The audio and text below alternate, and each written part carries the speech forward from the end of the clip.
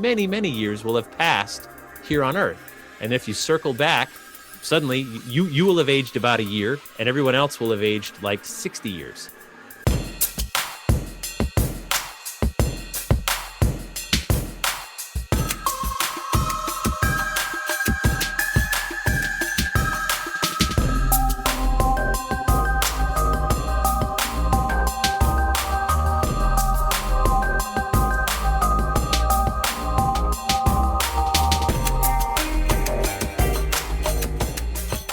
Everybody, welcome to Monsters Lounge. I'm Jeni. And I'm Tressa. Yes, you are. Yes, you are. Thank you. Tressa, I learned about, and I couldn't put an image up because I don't understand StreamYard or how it works if we're streaming from your thing or my thing. Anyway, it's a kind of serval cat. That's a melanistic serval cat. Oh. Anyway, the thing's cool. So I'm just saying, look it up and find it. And good. Yeah. Okay. Hey, did you hear about that meteor in Ohio today? What's it? A meteor hit Ohio. Oh my God. Today. Yeah, I saw that. Yeah. Do you have a clip of it? Because that would be cool. No, I didn't think about it until just a second. Beautiful. Wonderful news. But it did. It looked like so apocalyptic. Yeah, because that's where we live now. Well, yeah. But anyway, the meteor, there are a bunch of people caught it on camera too. It looks super, super cool. Yep. That was a good one. I like that one. We are coming out of the gate hot. It's so hot. Yeah. Listen, there's not a lot to talk about because I kind of just want to get to our guest because we have a delightful guest today. Delightful both in storytelling capability, and it's always fascinating to listen to him. But also he's just a cool dude. And what? Why are you laughing at me? Nothing. I was just thinking about things in the green room. Go ahead. Okay, that's which you can see actually, and I cannot, so I have no idea what's going on over there. But anyway, yeah, Mrs. Face, we have not seen him in a long time. But Jeff Belanger is here. He is a well-known folklorist, author, and media personality who specializes in legends, ghosts, and the paranormal. It's an Emmy-nominated. And Nema. I almost got there. He's an Emmy-nominated host, writer, and producer of the New England Legends TV series and podcast, and has written more than a dozen books that have been published internationally. Oh, and we're going to talk to him today about his shadow zine, which is also really, really cool. Please help me welcome Jeff. Okay. Thanks. Happy St. Patrick's Day. Goodness, top of the morning to you. You look so it's not morning. Yes. Can I edit my name now that I'm already in here or no? I don't know. You can try. Yeah. Oh, well. You can give it a shot. You can try it out. That would be cool. Wait, all right. Try this? We should all sink into. Oh, there we go. We should all sink into silence as this is occurring. No, it's fine. Yes, my immediate reaction. No, I'm riveted. Oh, it's Jeff Belanger. Hi, top of the morning to you. We're all Irish today, we lassie. Change yours too. Fine. We could all be Slater and Monroe. Oh, good Lord. That means extra silence while I try to figure it out. No, it's fine. It's fine. Look, whatever. We should have coordinated this earlier. Too late. We really do. Yeah, we were busy talking about other things. That's fine. Yeah, that's good. Like how Kiss isn't that great. They're very overrated. Oof. Wow, you just lost half your audience. Yeah, immediately. Let's work on the other half now. I'm watching it happen right now. Yeah, everyone's just leaving. Boop, boop, boop, boop. Yeah. So fun. Yeah. Oh, I was just gonna quote Marilyn Monroe, but go ahead. Oh, no. When I got married, I was very unhappy with the idea of taking somebody else's last name.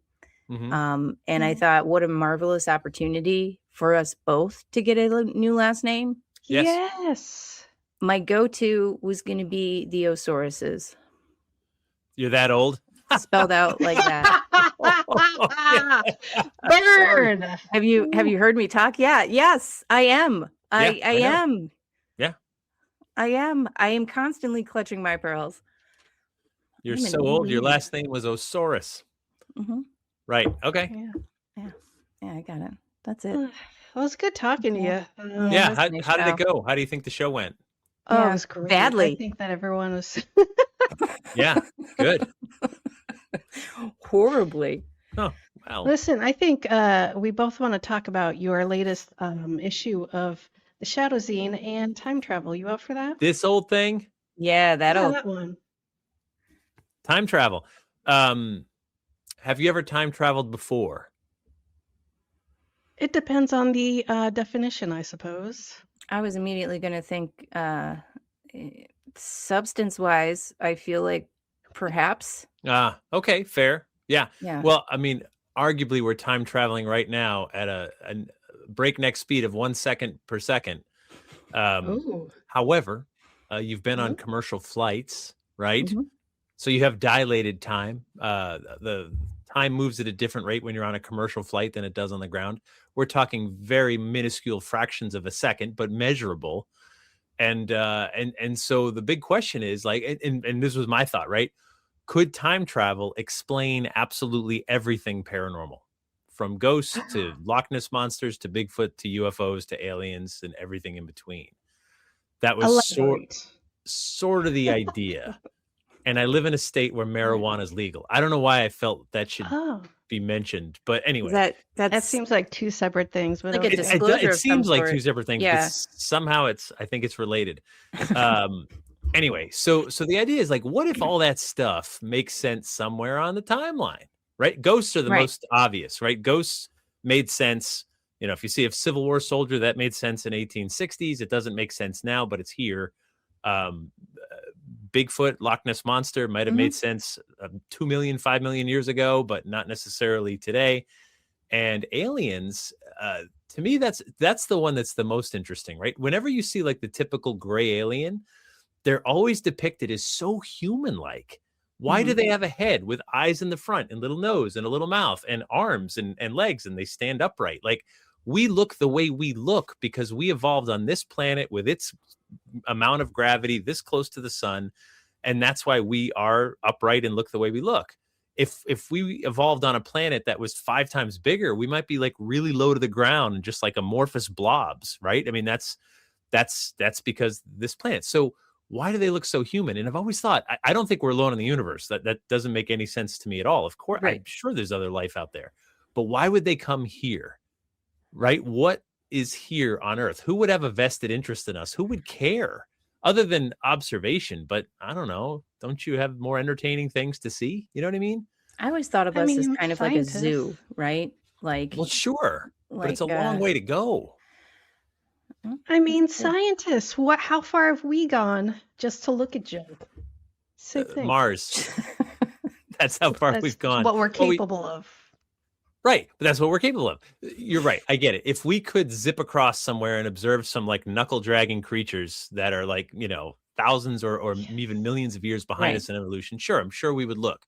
But you have to realize to land and to step outside would be so very dangerous.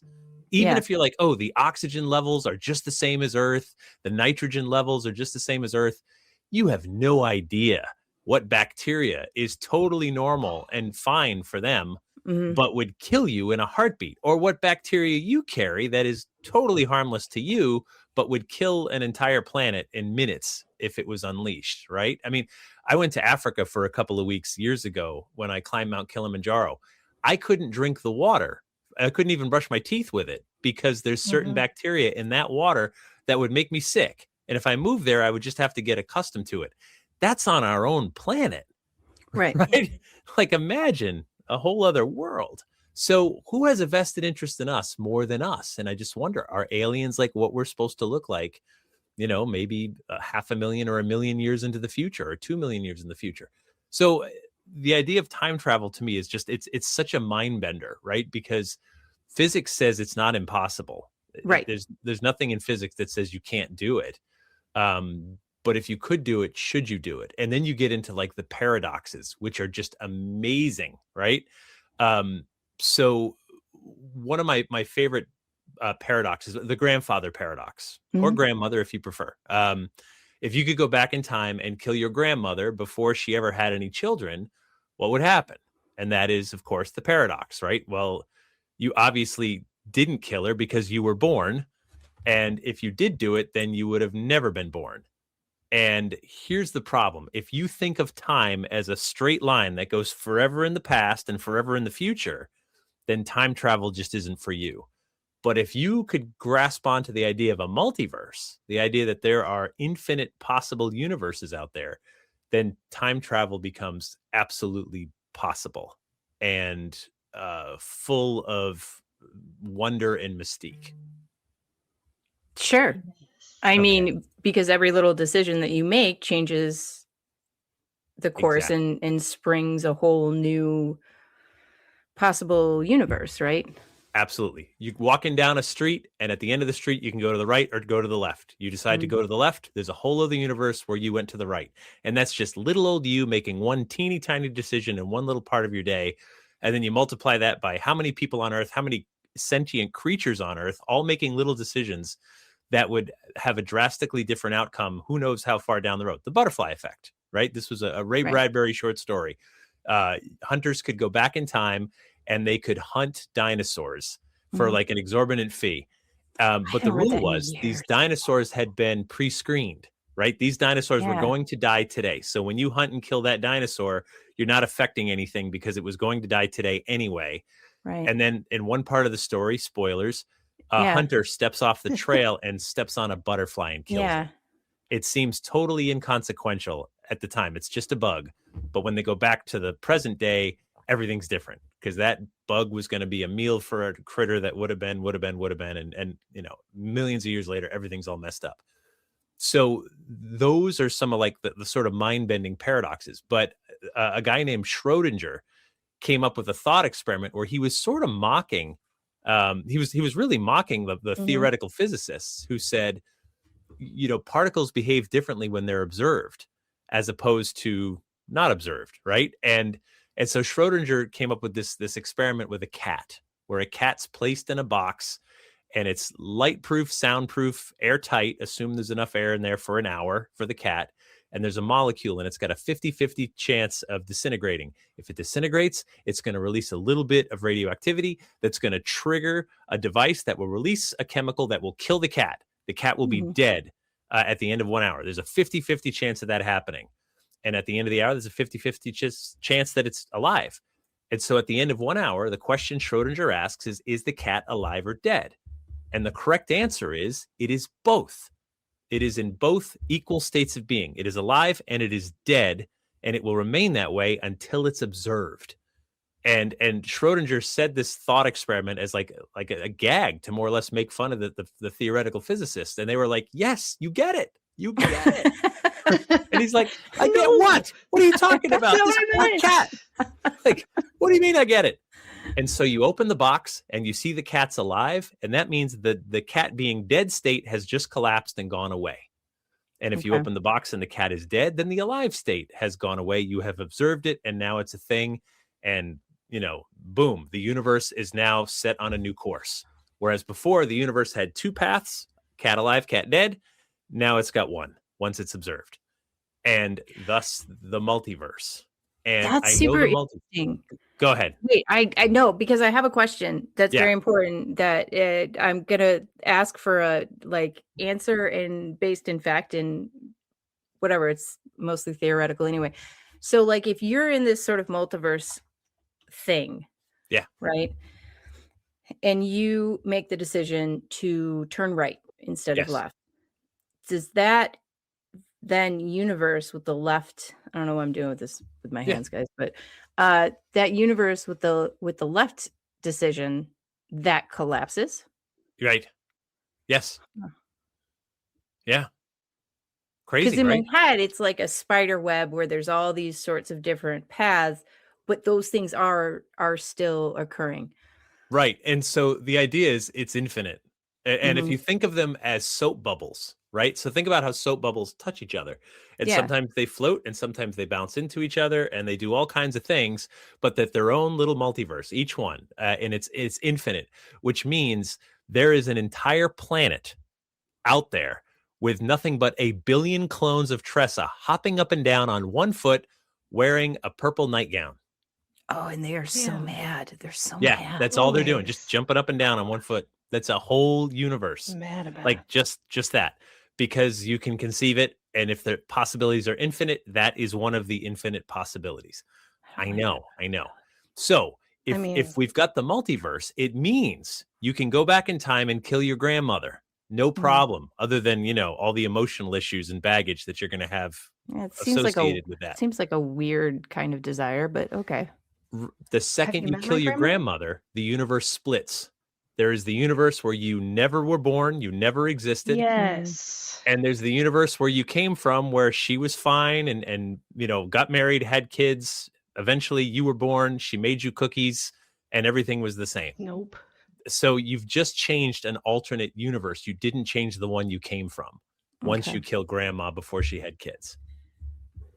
All right, so we've solved that problem in time travel. Right. It's going to get worse. Ready? Here's one of my favorites. So here's another paradox. And this one is my very favorite. It's a future time travel paradox. Let's pretend I have a time machine and I can go forward in time, like let's say 5 years, just 5 years. And I go forward and I go to a bookstore and I see that there is a new best-selling book out there that has outsold Harry Potter and the Bible combined. And they just bought the movie rights for $1 trillion billion. And I buy the book. I know, it's a lot. I buy the book and I bring it back to present day and I hand it to my present day self and I say, here you go, buddy, payday. And then I go and I take the book and I go to my computer and I type every word over, word for word, submit it to my agent who says, this is brilliant. I know just who to send it to. It gets picked up. It gets put out there under my name, and it sells 1 billion copies, and I'm the wealthiest person on earth. My question to you is, who wrote the book? Yeah. Just like the Bible. Who wrote the book? No, seriously, go ahead. It would have been you. You got to. I didn't write the book. I plagiarized every word. I'm not responsible for a single word in there. I did not write it. My name's on it. I stole the book. That's true. You stole it. So but it would still be the other person. No, the other person didn't think of it yet. That was years in the future. Okay. I know. It's good. It starts to hurt, right? It does. Yeah. It's so good. Oh, but who? Okay. I know. Here's another one. Ready? I love these. I adore these. Yes. I love these things so much. I have to 100% confess this thing though. Like I get so quiet, especially talking to you, with people who have the ability to more rapidly wrap their mind around like things like this than I do, because then I just go into my brain and I'm like, you're such a dummy. What's going on? No, first of all, I've spent a lot of time thinking about this and sort of like uncovering these things. So I have a big head start on you. Before we hear about more things that you think about, let's take a quick break. Have you been feeling called to explore your intuitive gifts and deepen your spiritual practice? Then Pathways to Spirit was created for you. Sarah Lemos has been teaching Pathways to Spirit for over 16 years. And in that time, she's watched hundreds of students grow into their gifts with confidence and clarity.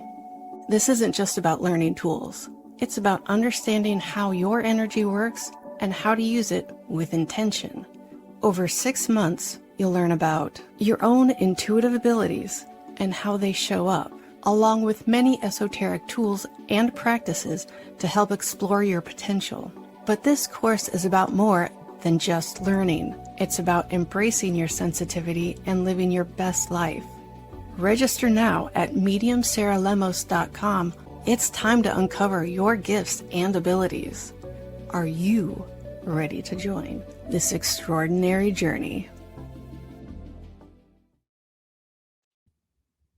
We lost Tressa Slater. I know. She went away. This is terrible. Oh, she really went away. Yeah. Oh, No, she's kind of back. I don't know why you guys can't see me. Or I can't see me. Well, yeah. That's all maybe right, you though. We cease can to hear. exist. It's like you're speaking You from the just nether. jumped out of the multiverse. Oh. See how I brought that back? Yeah, good job. I know, thanks. Okay, what was the next thing? The one that okay. made you clutch your hands in front of your face like a small child. Okay.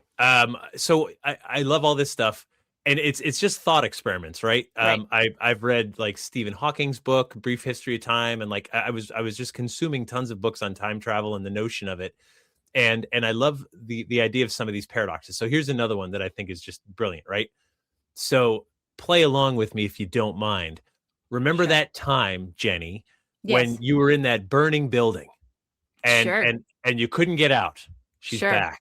Oh, the color's awful. So you couldn't get out of the burning building and you're calling for help and you punch a hole through this little square of glass and you're screaming for help. But the keys are outside. The keys to the locked building are outside, and you're scared. This is it. You look like you're going to be a goner. And then someone throws the keys through the hole, and you're able to unlock the door, get outside to safety, and you're going to be just fine. But you can't find the person who saved your life. And you're grateful. And years and years and years go by, and you say, all right, time travel's invented. I'm going to go back to that day because I'll never forget it. I should have died, but someone saved my life. I'm going to go back to that day, find the person, and thank them. And so you go back in time and you see the burning building from the outside and you're looking around for your savior and you see a hole get punched through the glass and you hear Jeni screaming, help me, help me. And you see the keys outside on the table and you're looking around and you're like, dear God, if I don't do something, she's going to die. I'm going to die. You grab the keys, you throw them through the glass and you're like, I got to get out of here because I can't explain this once she comes outside. I like that one a lot. I know. You're like, wait, but I had to live to save myself, but I saved myself to live.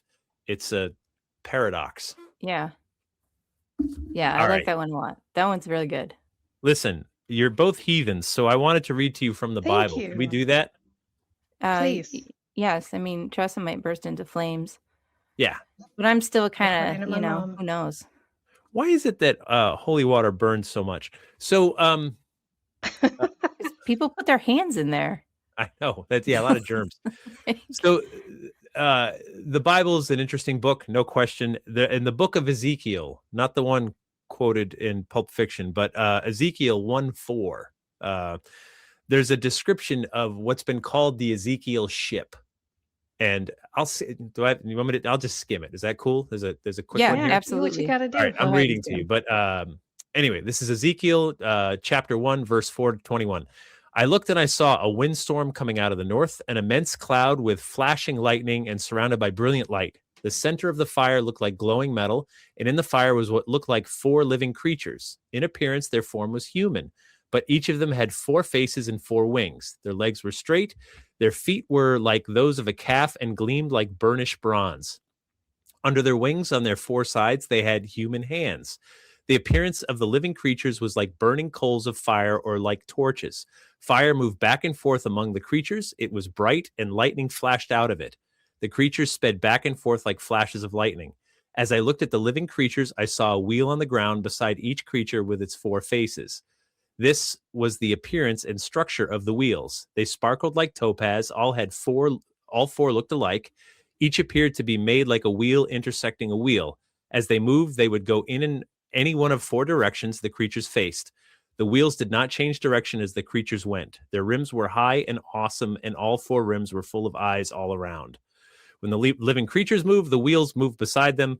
And when the living creatures rose from the ground, the wheels also rose. Wherever the spirit would go, they would go, and the wheels would rise along with them because the spirit of the living creatures was in the wheels. This is such a the Bible is full of parables, metaphors, all kinds of things. That is such a technical description of something that allegedly Ezekiel had witnessed. We know when Ezekiel lived. We know when he was preaching and doing his work. We know where roughly he was. It would be modern day Iraq. So we know all these sort of things.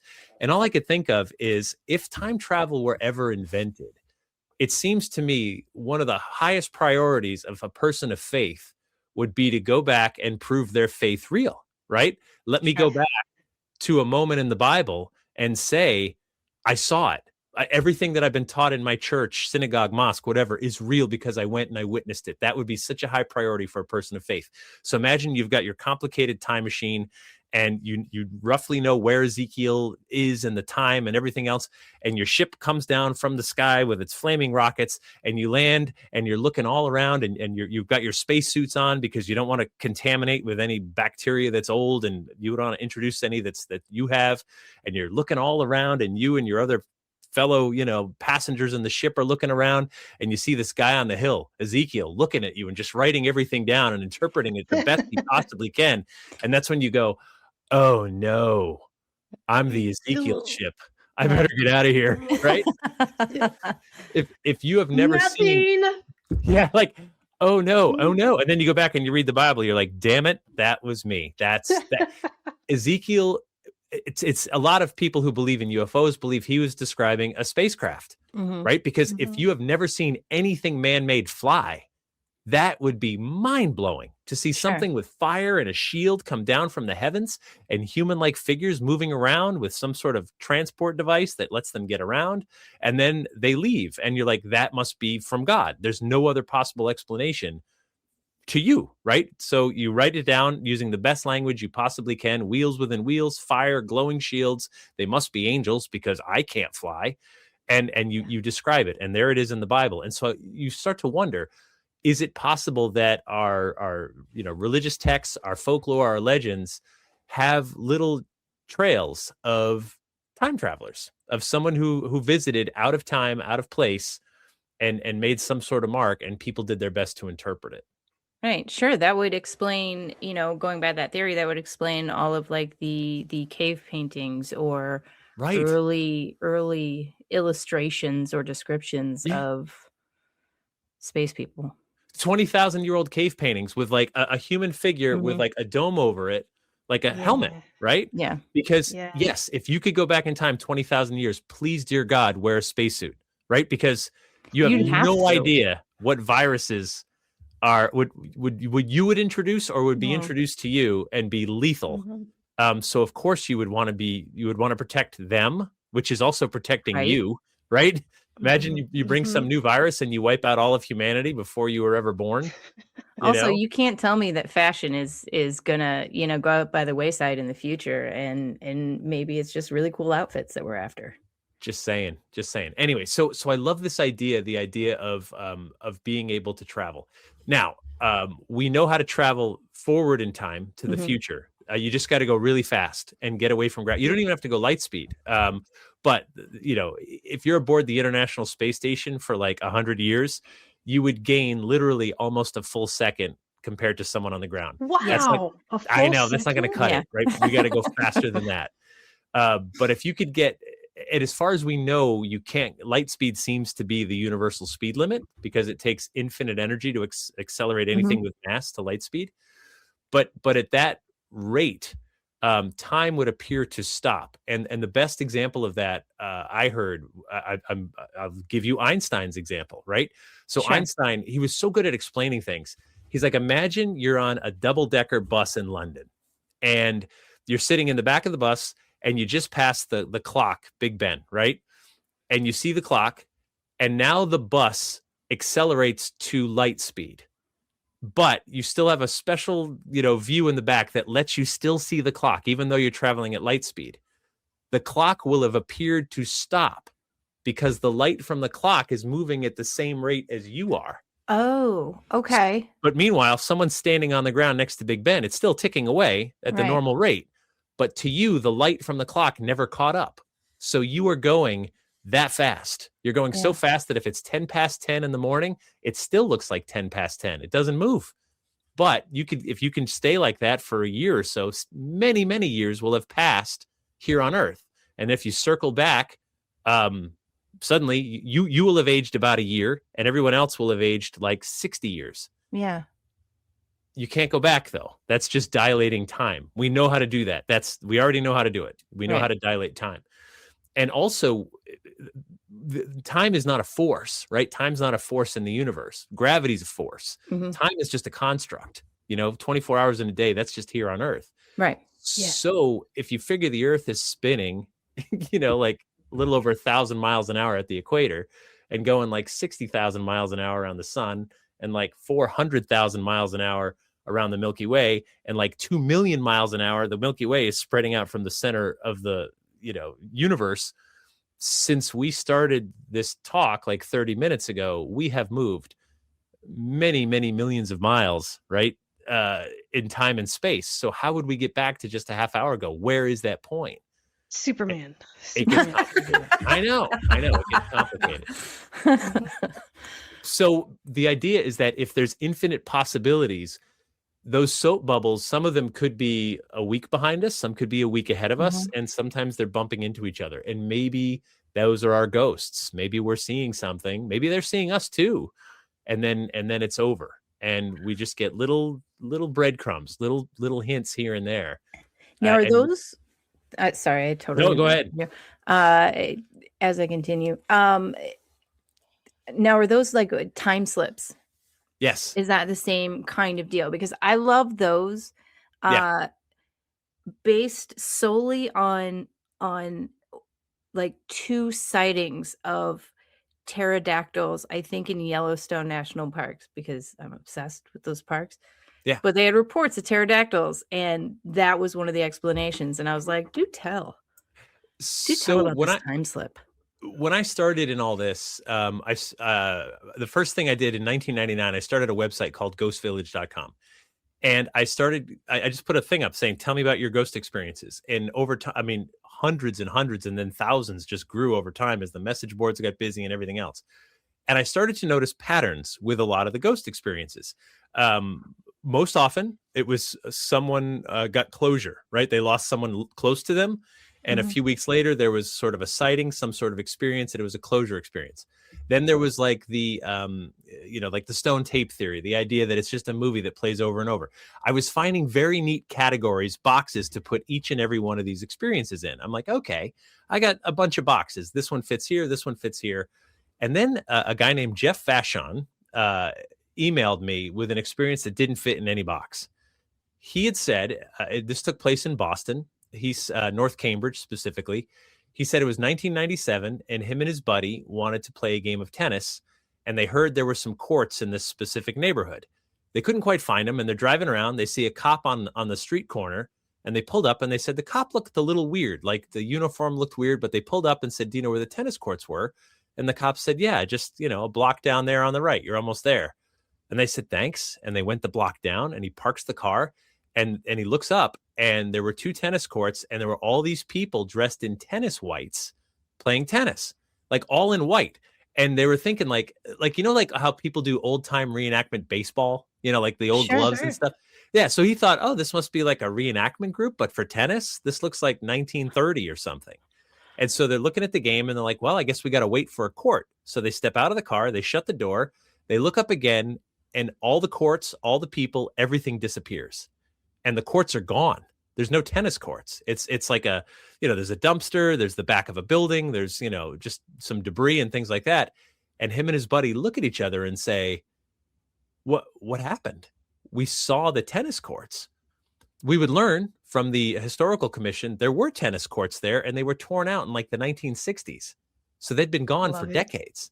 Yeah. And that was the whole experience. And I spoke to Jeff. I was like, I need to know more about this because this does not fall neatly into like other experiences. If anything, you were the ghost, Jeff. Like you were the thing out of place, and you stepped into a whole scene, and then the scene went away. And so a time slip, right? I think they stepped into another time.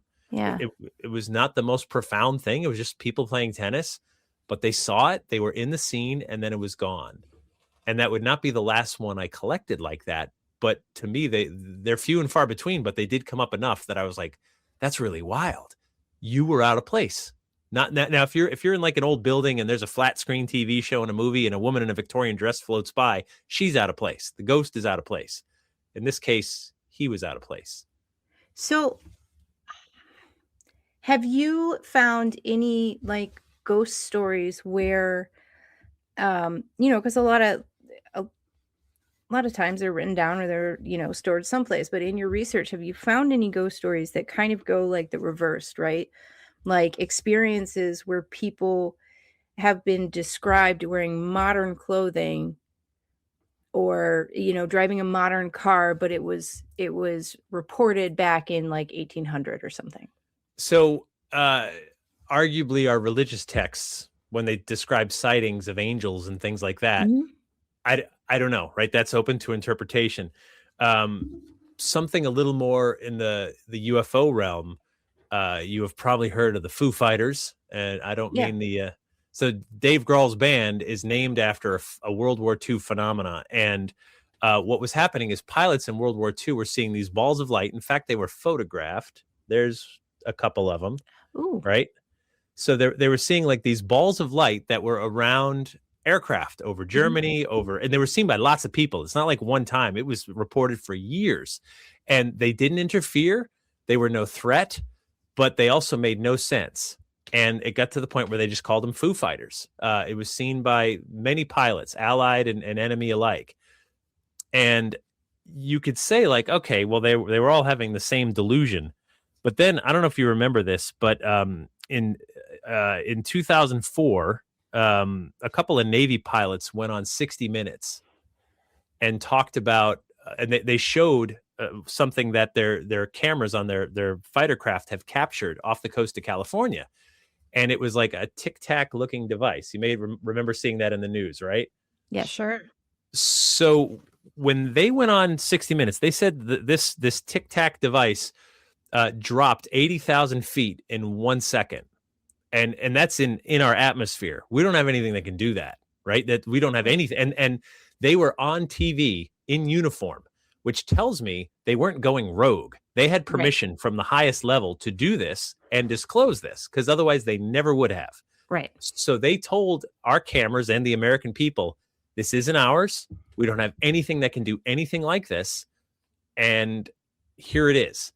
To me, the first thing I thought of was the Foo Fighters. The first thing I thought of was like World War II. They had stuff moving around some of our aircraft that were doing things and outmaneuvering them, but not really interfering either. No threat, no danger, didn't take anything out, just there. Yeah. And so they come up again. So part of me is just like, there's something there. There's something to it. Now, where does that little, they described it as a tic-tac that was about the size of like their F-16. Where does it come from? They said no smoke, no heat plume, no heat signature, no sign of an engine, but it was just moving freely through the atmosphere, any direction it wanted to, and at breakneck speed, at speeds that any human inside would be killed. To go 80,000 feet in 1 second would kill a human being, inside. So maybe it's a drone. I don't know. But anyway, so we've got these things that turn up in the 1940s. They're turning up in the last 20 years. And God knows where else they've been, but they just weren't documented properly, or we guessed at it, or we called it a spook light over a swamp. I don't know. Maybe someone saw a Foo Fighter and just, but they interpreted it differently. Oh, I like that a lot. So anyway, some thoughts. So to me, so time travel. Stephen Hawking, who was a pretty devout atheist, by the way, when asked about time travel, he came up with something called the chronology projection conjecture. And what that means is that time travel is absolutely possible, but the universe will not allow it to happen to keep historians safe, right? which basically means God would step in and say, no. You have figured it out. You cracked the code, but I cannot let this happen. Right. And one of the other things too, so one of the things with time travel, here's another thing to think about. If I have a time machine and you tell someone you can go back in time and do anything you want to do, what would you like to do? Almost the thing that comes up, it's a cliche now. I would go kill Hitler as a baby, right? I would go kill some evil world leader as a baby. So let's imagine we're going to send Tressa back on this mission. Yes, and Jeni and I are standing there at the door to the time machine. And we go, all right, Tressa, take all the time you need. For us, your trip is going to be 1 second. So you could take months if you want. We know where baby Hitler is. You wait for your moment. You can go kill a baby. It's all yours, right? And so Finally she gets her chance. We're gonna have to like put the coordinates, like somehow staple them to her shirt, because Tressa's gonna go a little wild. We're gonna pop it right into the nursery, right? Just do your thing and then come back. So we sit there, and Jeni and I are like, all right, Tressa, you know your mission. You're gonna kill baby Hitler, one of the most evil people ever. You're gonna save millions and millions of lives, maybe tens of millions. If World War II doesn't happen, this is gonna be incredible. You're gonna change everything for the better. And so Tressa goes, I'm on it. And she goes through the thing, whoop, and 1 second later, she's back. Doesn't matter how long it took her while she was there, right? Because for us, it's 1 second. And she comes back and she's like, all right, I did it. I killed Hitler. And then Jeni and I look at Tressa and go, who? Right. Yeah. Who are you talking about? You killed a baby? Why did you do that? Oh my God. No, but this baby was evil, you guys. Yes. What? Yeah. I don't know why you're it's pretending fine. like we'd be shocked. You told me to kill him. It was your Who did order. you to kill a baby? Who'd you kill? You did. You told me to. Oh my God. Why would you You kill a baby? gave me the knife. Who's I didn't Hitler? do that. Who is Adolf Hitler? I've never heard of him. Oh my God. I know. You do this every time. This is where we would be. This is exactly the argument that would be going down. Would Hitler get sucked out of our memories? Would even be arguing with her, because of course she's going to kill a baby. Come on. Yes. I killed 4 babies just to make sure. Yeah. You don't know. Sometimes heard it was they really were good switched for at the the skin. hospital. Yeah, right. So you just took care of the whole maternity ward. Mm, So That's so anyway, so there's a question, right? And the answer, of course, goes back to the grandfather or grandmother paradox. Mhm. She killed Hitler. And in our timeline, it would actually be unaffected. It wouldn't have mattered. It's just in a different timeline, there never would have been a Hitler. And maybe there would have been someone infinitely worse, right? We don't know. But in our timeline, it couldn't have been affected because our memories are our memories. Right. Yeah. I know. It's a head scratcher. It is. I'm just trying to think of other babies that could be killed and benefit us in our Well, time. right. No, of course. The list is expanded beyond Hitler these days. So, Yeah, valid point. all right, here's something else that I did that I'll give away. This was in the Shadow Zine anyway. So, my buddy Frank, I asked him to meet me specifically in Fall River, Massachusetts, at this place called Battleship Cove, where they've got battleships there on display as like a museum. And there's the picture we took. Okay. And I'm holding a sign, and this is an important part of the story. It says, welcome, time traveler from the future. Today is Tuesday, January 13th, 2026 at 12 noon Eastern Standard Time. And so I put it in the zine, and I've asked people to save this. Don't throw it away. Keep it. Pass it on to your children and your children's children. And my hope is that if it survives for like thousands of years, someday a time traveler would see it and go, I'm going to go meet him. And so at noon, Frank and I are looking around, feeling a little foolish because I'm holding this sign as people are walking by on the boardwalk. Sure. And I'm just like, all right, well, because it was like 11:58. We had the shot all set up. I'm like, we got to wait 2 more minutes because, time. Yeah. Accuracy. And so right at noon, Frank clicks the picture. And I'll tell you this, there was this old guy. There was lots of people walking by, but one guy sort of stopped and looked at us and he just went, paparazzi, huh? And we were like, yeah, sure. Anyway, was that the time traveler? I don't know. Was the time traveler on the hill, like watching from afar and going, there he is? I don't know. What if he was just shy and was going to say something, but then got nervous? That's all possibilities, right? All possibilities. It's also possible that time travel is not possible. Or I'm not the chosen one for them to come visit. Right? Or like they just didn't see that. They never Yes. saw that photo. So how would they know? But that's totally possible. It's possible that the zine doesn't survive to the point in the future where time travel becomes possible. One of the other theories, and this is by a professor at UConn, is that time travel is possible. And if you built a time travel machine, the farthest back in time you could go is to the very second that the machine became viable. Because now the time machine is in the universe. It is not in the universe today, but if it gets into the universe 100 years from now, that's as far back as you can go, that point in time. So what you're saying is that we all need to build time machines right Yes. now. Ones though, Right. not just weird clocks. And then we start really messing with things. Okay, so now if we really want to get metaphysical, something that is instantaneous, arguably faster than light, is human consciousness. Mm-hmm. So if our consciousness can be faster than light, if we can sort of, if you think of space-time is really it's like fabric, and that's what's around us all the time, right? It's actually something called space-time. And if you think about it, we even use space-time terminology all the time. Like if I said to you, hey, where's the best pizza place in town? And you said it's 15 minutes down the road. I asked you a question in distance and you answered me in time. Right. I knew what you meant. It means if we get in the car in 15 minutes, we'll be at the pizza place. That's space-time.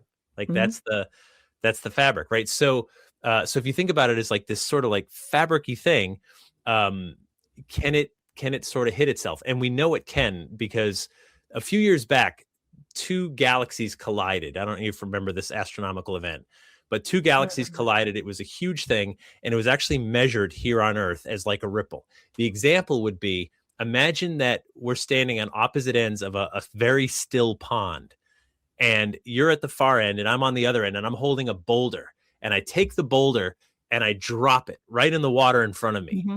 Right there's going to be a huge, violent splash. That was the two galaxies colliding. Violent splash, water going this way and that way. You on the far end of the pond, ripples will probably get to you, but they'll be teeny tiny by the time they cross the entire pond.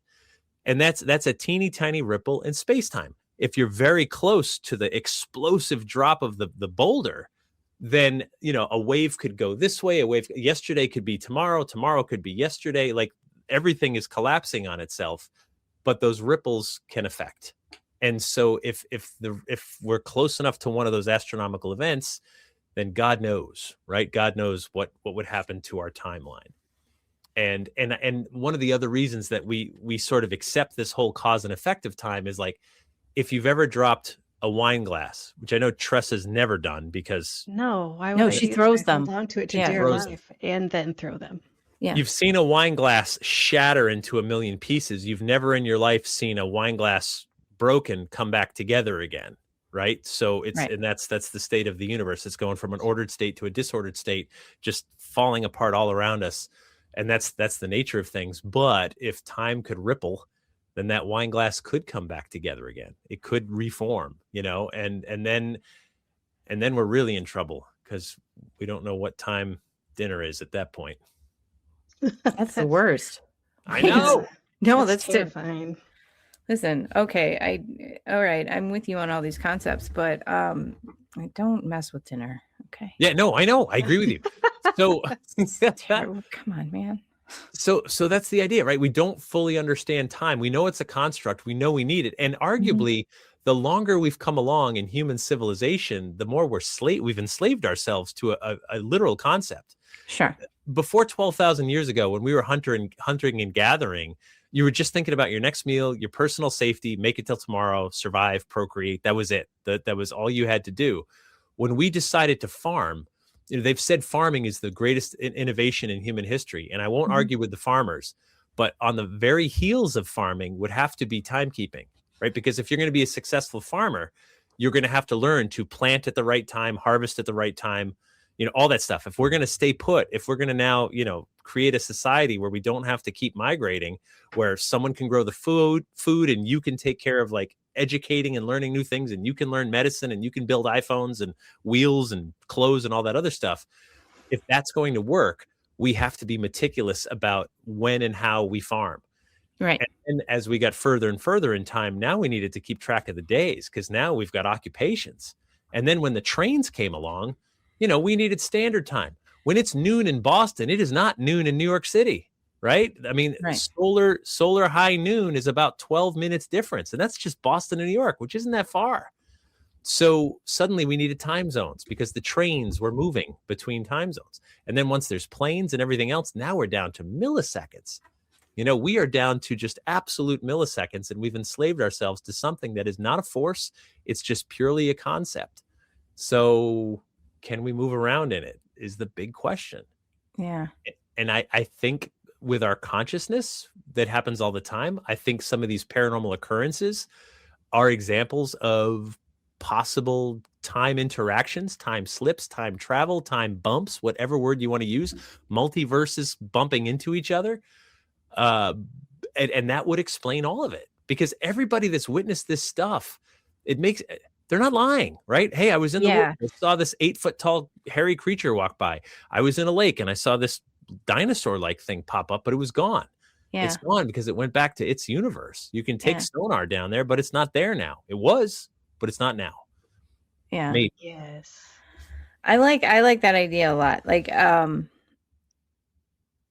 the consciousness too. Now, are we talking about, because I know that it's occasionally referenced in this, but are we talking about like transcendental, like meditation kind of scenario where you are moving around your consciousness depending on how deeply you go into that trance? Maybe. I don't do that, right? I'd be curious to try it, because if you could you project yourself? One of the other things that I know you've been to enough haunted places now too, you understand this. For a place I come back to a lot here in Massachusetts, we've got the Lizzie Borden house, where 2 people were murdered. No one was ever punished for it back in the 1890s. When you go there today, they have meticulously decorated this house to look exactly as it did at the time of the murder, right? So you've got the couch that looks exactly like the couch Andrew Borden was murdered on. You've got wallpaper that looks exactly like the wallpaper that was there. When you step into that environment and you know what happened, your consciousness is suddenly like, oh, I can imagine what this must have looked like. It's not a stretch. It's not a stretch at all. I am here. I'm in the place. It looks like it did. There's not a lot of like technology around that. It's meant to look old timey. And I wonder if that's why maybe people are more prone to ghost experiences. If you redecorated that whole place with very modern furnishings and said, well, yeah, this is the Borden house, that's where it happened, I still think people would have paranormal experiences, but I think they would be a lot less. You know what I mean? Because it doesn't look the part anymore. Right. I think that speaks to how single-minded people can be. I'm not discounting what you're saying at all. I'm just saying, it's hard to put yourself in that situation unless you're in that situation for a lot of people. Yeah, for sure. And also, too, like, why is it? We've talked about this, at events we've been to and stuff like that. Why is it we're at some haunted place and someone's like, oh, my God, my grandmother's coming through right now. And you're like, oh, did your grandmother work here or whatever? And you're like, no, she's never even been in this state. And you go, well, what's that about? And what's that about is that you're probably in a place that has this reputation, and suddenly you're opening yourself up to something that might be around you all the time. But now you're conscious of it because you're in a very haunted, spooky place, and it's night and it's dark and you're scared and you're like, you're looking for ghosts, and you found one. You found grandma who had no connection whatsoever to the place, the state, the town, anything. But suddenly you're connecting to it because of what your mental state is right now. So if our consciousness could be controlled, which super hard for me to do because I'm scatterbrained all the time, could I put myself into a different time or place and literally be there and experience it? And even if I could, would you believe me? You know what I mean? Right. That's the bottom line, because you can believe it all you want. You can feel it. You can experience. But is anyone going to believe anything that? One more quick story here. So I interviewed a guy named Andrew Bashago who claimed he was part of a time travel thing with Project DARPA. He was on Darkness Radio years ago, which is how I found him. Dave Schrader connected me to him, and I interviewed him for hours. He claims he was actively involved in this time travel program, and as a gift for being a good participant, they let him go back to the Gettysburg Address and witness Lincoln give the Gettysburg Address in Gettysburg. Now, here's the important part of the story. There's an old photo in the Library of Congress. I've seen it. I have it. It's the only known photo of Lincoln at the Gettysburg Address. There's a big crowd of people. There's a teeny tiny top hat way in the distance that, is very likely Lincoln.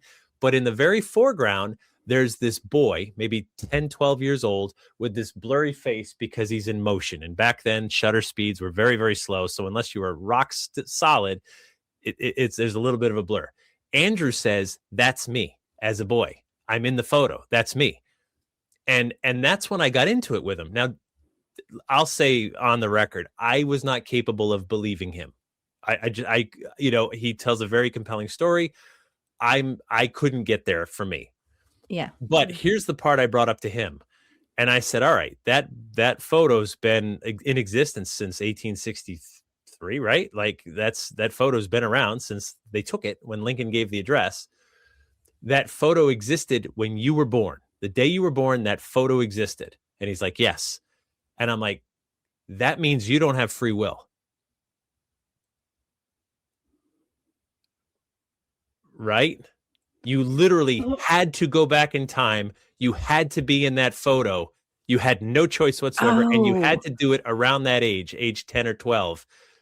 You had no free will. He disagreed with me. Every action would have led him to the place. Every choice that he made throughout his life would have led him to the place where he was offered the opportunity to go back to that place to have that photo taken. Okay. But he had to do it because the photo existed when he was a baby. Right. He had no free will. He had to do it. None whatsoever. If we don't have free will, there is no point in living, I think. No, absolutely. Absolutely. That's central in every. Tressa, you doing all right? No. It's fully not what this episode is about. But where did we go wrong? No, you didn't. You went all right. Yeah. All right. But if, let's say, okay, this and this isn't even what you're talking about, but soul contracts. There's a guideline. There's an outline.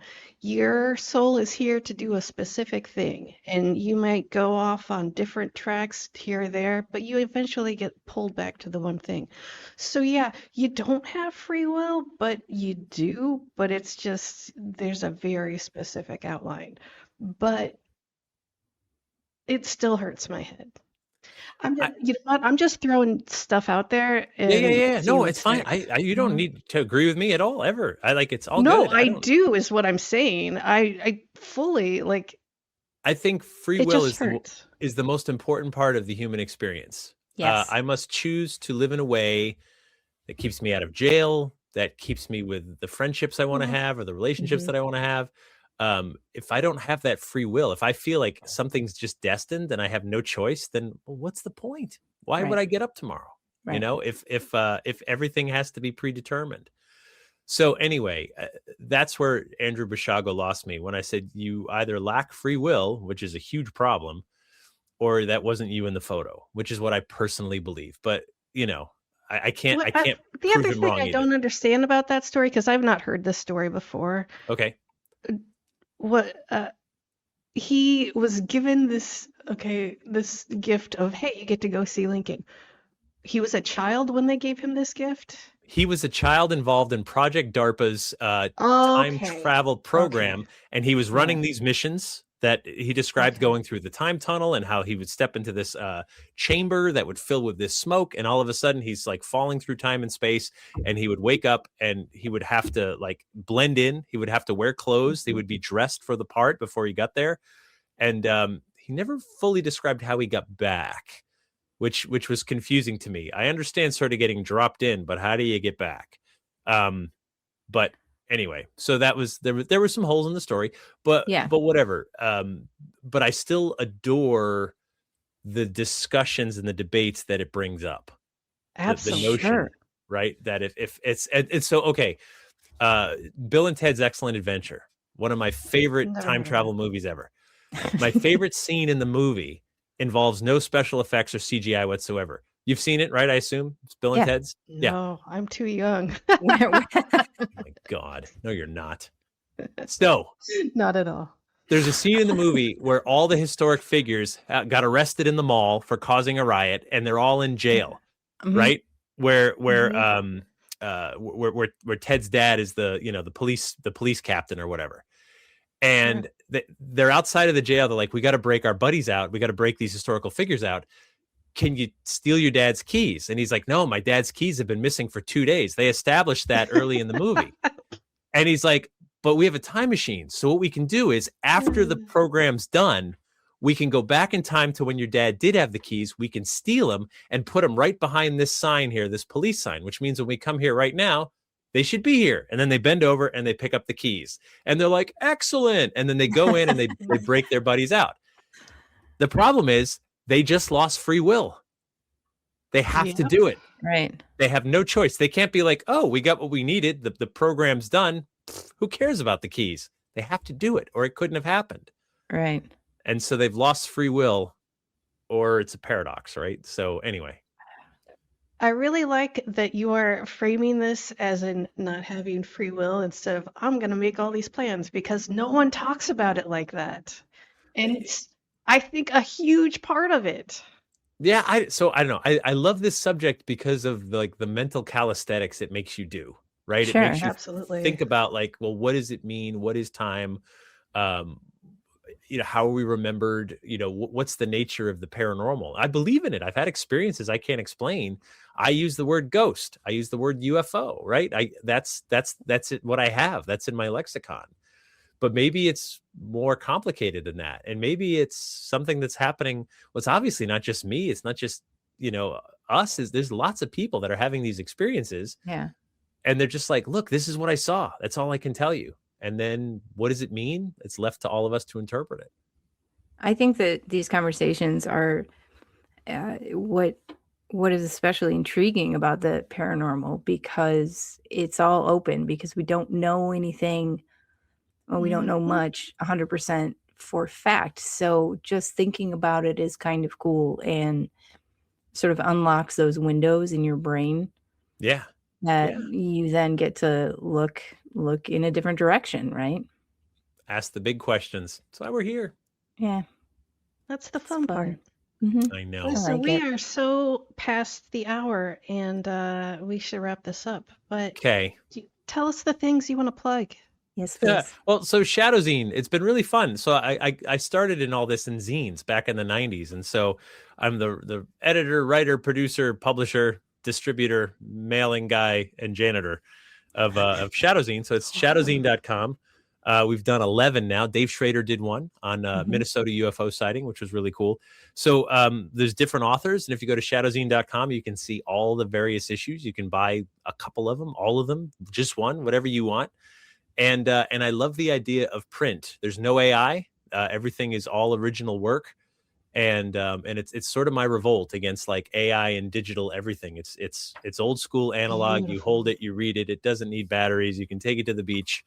It's batteries, huh? No, none. I believe in print again. I believe in print and books and old school analog stuff, because I think that's just the direction I'm drawn to. Call me old fashioned, I don't care, but I love that it's like a comic book for an adult. So that's something I'm super excited about. And otherwise I'm still super busy. I'm working on, books, and I'm doing my story tours still going. You can find them all on my website, jeffbelanger.com, and my podcast, New England Legends, is still going every week. So still thrilled to be exploring this subject now that it's been pushed back down into the underground, which is where it started. Yeah, valid point. Please stick around for a second after the show so we can say thank you again. Sure. It's good to say that. And one of the writers who wrote an issue of your zine is Varla Ventura. Yes. Who will be on our show in a couple of weeks. She's the best. She did such a cool zine on the it's a novel written, Jap Heron, written allegedly by Mark Twain through a Ouija board. Oh, yeah, so fantastic. Good. It's so good. She's such a great writer too. She's awesome. She is. She's fantastic. We'll put all of your links to all those things in the show notes so people can go there and do the link thing and stuff. And Jeff, such a pleasure to have you on. Such a real great delight. Storytellers. Good seeing you again. And thank you so much. Hey. Everybody else, hey, go check out our website. You can find our merch, and you can email us and stuff, and just say hi.